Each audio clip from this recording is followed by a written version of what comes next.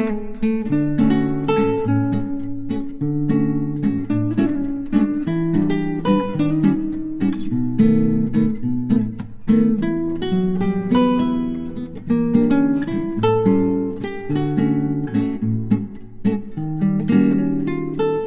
అండి, నమస్తే. Welcome back to my channel Samya blogs.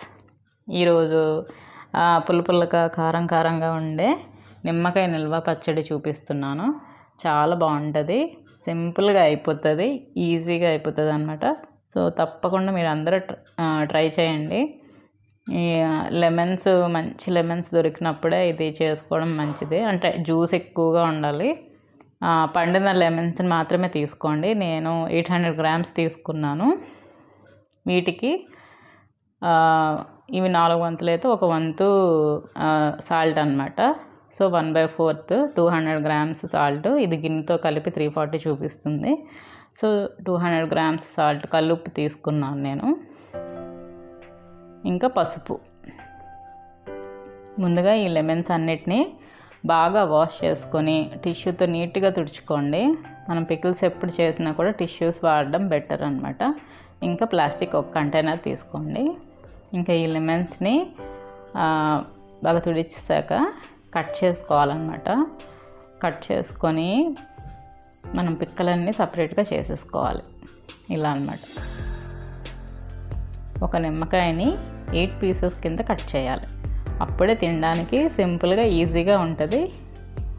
అది ముక్క కూడా తొందరగా ఊరిపోతుంది అన్నమాట. సో అందుకే చిన్న ముక్కలుగా కట్ చేసుకోండి. పిక్కలన్నీ తీసి పక్కన పెట్టేయండి.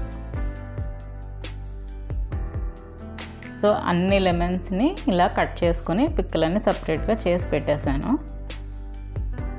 చూసారా ఎంత అంటే తొక్క చాలా పల్చగా ఉంది, పల్పు మాత్రం చాలా ఎక్కువగా ఉంది. సో ఇలాంటి నిమ్మకాయలు మాత్రమే తీసుకోవాలి.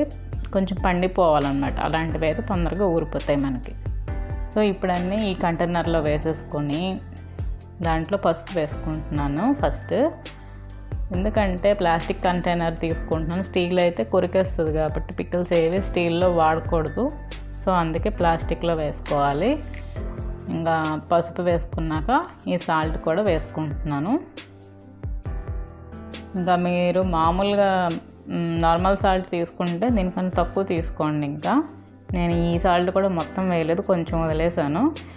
చూసుకుని లాస్ట్లో వేసుకోవచ్చులే అనేసి. మరి పట్టలేదండి, కరెక్ట్గా సరిపోయింది. కొద్దిగా తీసేసాను అంతే. ఇవన్నీ బాగా కలిపేసుకొని మూత పెట్టేసుకొని ఒక 5-6 days అయినా ఊరబెట్టుకోవాలి. ఫస్ట్ మనం రోజు మార్నింగ్ మూత తీసి కలుపుకొని మళ్ళీ మూత పెట్టేసి అలా 6 days ఊరబెట్టేసుకోవాలి. ఆ తర్వాత ఇలా ఊరుతాయి అన్నమాట. వాటర్ అంతా వస్తుంది. ఇప్పుడు ఇందులో ఒక చిన్న గ్లాస్, అంటే మనకి సాల్ట్ కన్నా కొంచెం ఎక్కువే కారం పడుతుంది. కారం కూడా మీకు తగ్గట్టుగా వేసుకోండి. నేనైతే 3 mango కారం వాడుతున్నాను. పికిల్స్కి అన్నిటికీ ఇదే బాగుంటుంది. ఇంకా తర్వాత 1/2 spoon మెంతిగుండ కూడా వేసుకున్నాను. ఇది కూడా బాగా కలిపేసుకొని లాస్ట్లో తాలింపు వేసుకుంటున్నాను. తాలింపుగా జీలకర్ర, ఆవాలు, ఎండుమిర్చి, ఇంగువ వేసుకోవాలి. ఇవి కొద్దిగా ఫ్రై అయిపోయాక వెల్లుల్లిపాయలు కూడా వేసుకుందాం.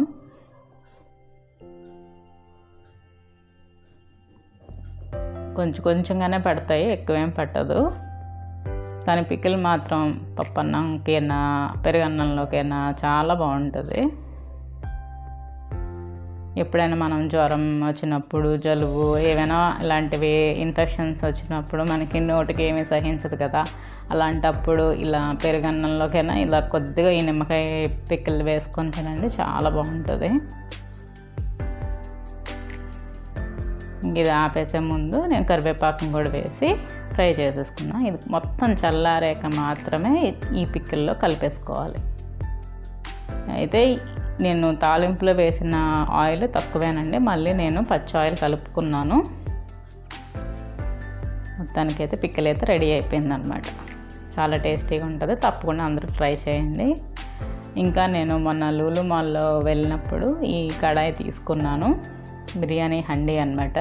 దీని మీద నేను ఒక షార్ట్ కూడా రిలీజ్ చేశాను మొన్న. చాలా బాగుందండి హండీ. ఒక 5 మెంబర్స్కి ఈజీగా మనం బిర్యానీ చేసేయచ్చు, దమ్ బిర్యానీ అలాగా. థిక్నెస్ అయితే సూపర్గా ఉంది. సో దాంట్లో ఈరోజైతే నేను బిర్యానీ చేయబోతున్నాను.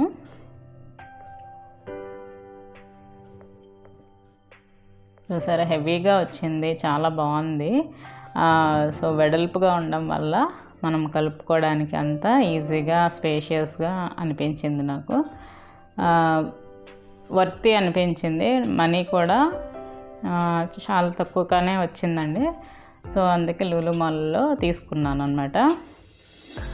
ఇంకా దాంతోనే ఇలా మ్యారినేట్ చేసిన చికెన్ లెగ్ పీసెస్ కూడా తీసుకున్నాను. సో దీంతో నేను ఇప్పుడు బిర్యానీ చేయబోతున్నాను. దానికోసం నేను స్టవ్ మీద ఈ బిర్యానీ హండీ పెట్టేసుకొని దాన్ని వేడి చేసుకుంటున్నాను అనమాట. తర్వాత ఆయిల్ వేసుకుంటున్నాను.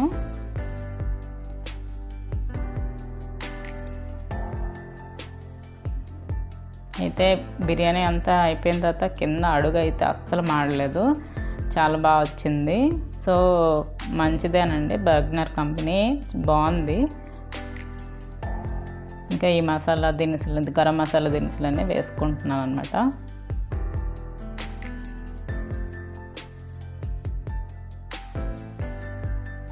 ముందు అన్నీ వేసుకొని లాస్ట్లో షాజీరా వేసుకుంటే బాగుంటుంది, లేకపోతే ముందే అది ఫ్రై అయిపోతుంది.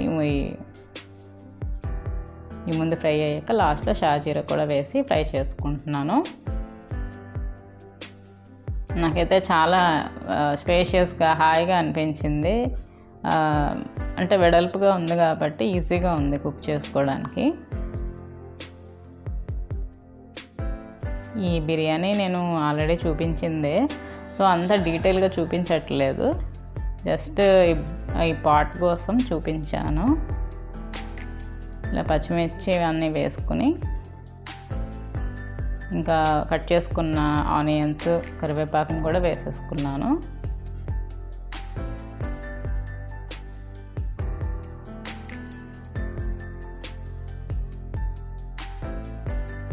ఈ ఆనియన్స్ అన్నీ ఫ్రై అవ్వాలండి, దానికి కొద్దిగా సాల్ట్ కూడా వేసి మనం ఫ్రై చేసేసుకుందాం, ఫాస్ట్గా అయిపోతుంది.